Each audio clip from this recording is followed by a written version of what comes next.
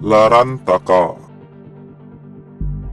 Larantaka yang berarti lara sama dengan menyedihkan atau antaka yang berarti mati.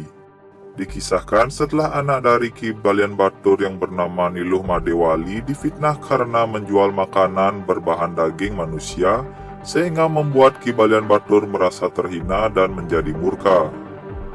Ki Balian Batur berencana akan membalas semua ini, untuk membuat desa Cau akan hancur lebur dan luluh lantah dalam sekejap. Semua orang-orangnya akan mendadak sakit lalu meninggal.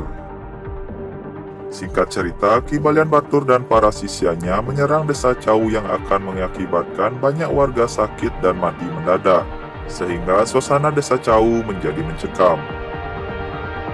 Selang beberapa waktu kemudian perwakilan dari masyarakat desa Cau bersepakat melaporkan wabah ini ke hadapan Ide Cokordo Sakti Blambangan di Puri Mengui, sehingga membuat sang raja menjadi sedih sekaligus marah atas ulah dari Ki Balian Batur. Beliau pun mengutus seorang pepatihnya yang bernama Debendese untuk segera menggempur alas celedunginya dan memusnahkan Ki Balian Batur beserta para sisianya. Keesokan harinya, Debendese bersama pasukan prajurit Mengui menyerang alas celedunginya. Tetapi Debendese dan prajuritnya kalah. Namun Debendese dan prajuritnya tidak menyerah.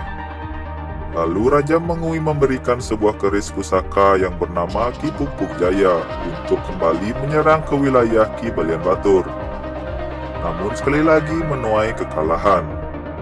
Debendese memohon petunjuk dan mendapatkan pawisik dari langit bahwa Ki Balian Batur hanya bisa dibunuh dengan sebuah senjata pustaka bedil yang bernama Ki Larantaka dengan peluru emas Ki Selisik yang dimiliki oleh Kerajaan Kelungkung. Debendese beserta prajurit mundur dari pertempuran tersebut guna kembali ke Puri Mengui untuk menyampaikan pawisik tersebut. Keesokan harinya, Raja Mengui beserta pasukannya menuju ke Kerajaan Kelungkung meminta pusaka Ki Larantaka Ki Selisik. Sesampainya Raja Mengui beserta rombongannya di Puri Kelungkung, Raja Mengui memohon untuk diberikan pusaka Ki Larantaka dan Ki Selisik guna untuk mengalahkan Ki Balian Batur karena sudah membuat rakyat dari Kerajaan Mengui menjadi gerubung. Raja Kelungkung menyanggupi dan mengutus seorang adik beliau yang bernama Idewo Anom Sirikan untuk mengawal pusaka tersebut dengan pasukan Dulang Mangap.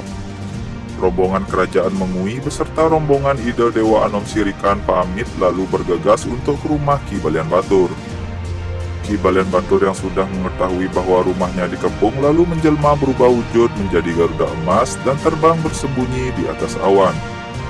Debendese pun menantang Ki Balian Batur untuk turun dari tempat persembunyiannya namun tak kunjung turun juga. Sehingga Debendese mengatur siasat untuk menggunakan prajuritnya sebagai umpan.